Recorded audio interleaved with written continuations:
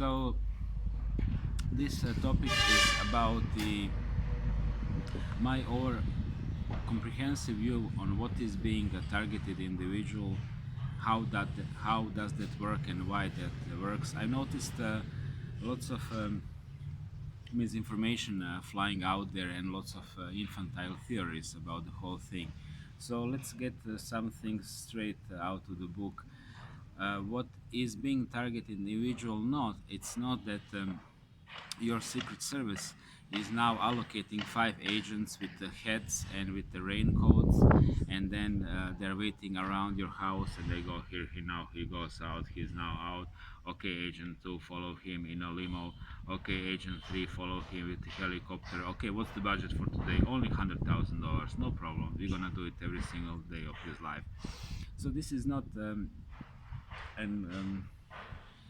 it's, it is simply coming from a simple minds which grew up on Hollywood movies and either never been targeted, or they are simply disinformed agents, and this is how they're mocking the whole theory. It's much more complex. So I have 3 fields I'm going to be talking now. I have some notes, how, why, and technicalities. So first of all, question why is most important one. Why is somebody targeted individual and why is somebody not targeted individual?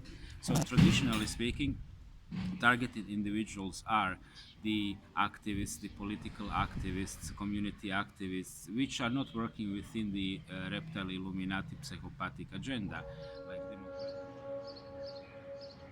Vasily Paraskiv, a working-class man from the town of Ploiești, was one of the very few who challenged Ceausescu openly. Nothing could stop him. In 1971, he sent a list of proposals to the party leadership and to the unions, of which he was a member.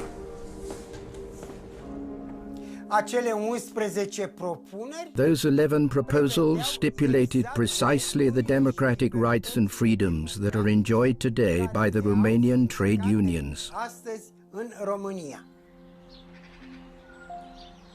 The response of the Securitate was a series of beatings in secluded places, like this forest near his home.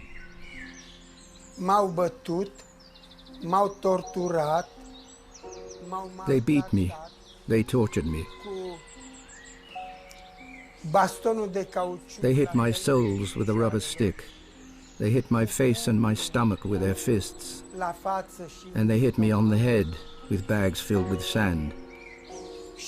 For 7 days and 7 nights, without water and food.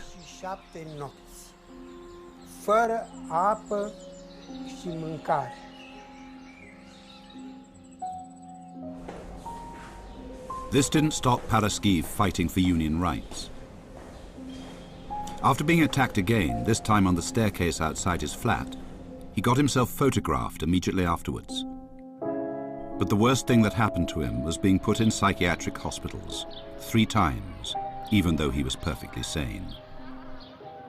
Ceausescu la Timișoara a spus că numai un nebun poate. Ceausescu had declared that only a madman could disagree with the grand achievements of socialism.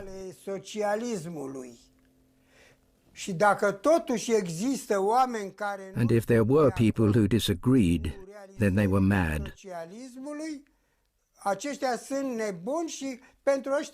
And the straitjacket was awaiting them.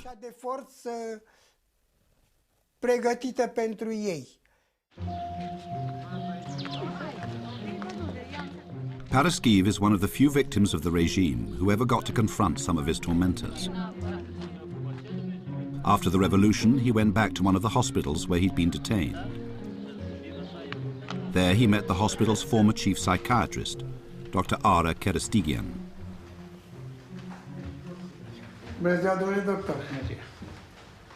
Să trăiți. Hai, mă cunoașteți? Da. Luați loc, vă rog. Ce mai faceți? Dr. Kerestigian insisted that Paraskiv was mentally ill, but admitted that the hospital had been used by the regime to isolate troublemakers. Securitatea a adus uneori bolnavi în anumite împrejurări, evenimente, bolnavi care s-au internat la noi. Mi s-a părut lucru normal asta? bolnavi care conturbau liniștea sau ordinea sau deranjau într-un fel sistemul, aduceau, dar care erau bolnavi, nu oameni care nu oameni sănătoși. Oameni sănătoși nu. Paraskev's original admission file stated that he suffered from paranoia. The symptoms included publicizing a series of irresponsible complaints against the authorities, at home and abroad. Paraskev says his dignity was destroyed in the hospitals. I would rather have been tried in court and sentenced to years in prison than have my dignity destroyed. Of course, that was the intention of the Securitate. They wanted to convince my workmates that I was not sane and that they should ignore ideas about free trade unions and democratic rights. If anyone was suffering from paranoia, it was Ceausescu. Not just about opposition at home, but also about traveling abroad, as his foreign minister, Stefan Andrei, recalls. As a rule, he didn't eat at official dinners on foreign trips. He had his meals at the embassy, prepared by his own cook.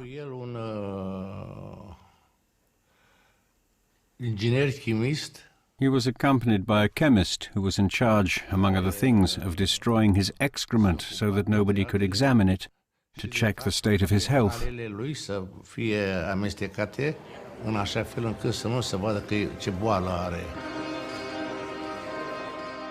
Colonel Dmitry Berlan of the Securitate was Ceausescu's chief bodyguard.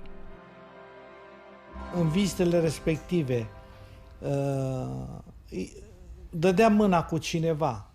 If during a visit he'd shake hands with a foreigner, particularly if he was from the third world, there was always in his entourage either an officer or somebody from the Food Safety Agency who had a medical kit containing tissues dipped in alcohol. O trusă medicală, exista șervețele îmbibate. And he'd be given one of them to wipe his hands.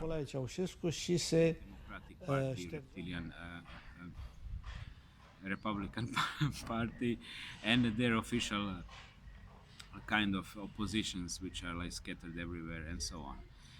Like, you know, Alex Jones is like a typical shill, okay, but then you have the truth media, which came out to the Alex Jones through one Jewish couple, and now they are running like alternative media. You understand me? So this is how the network is going.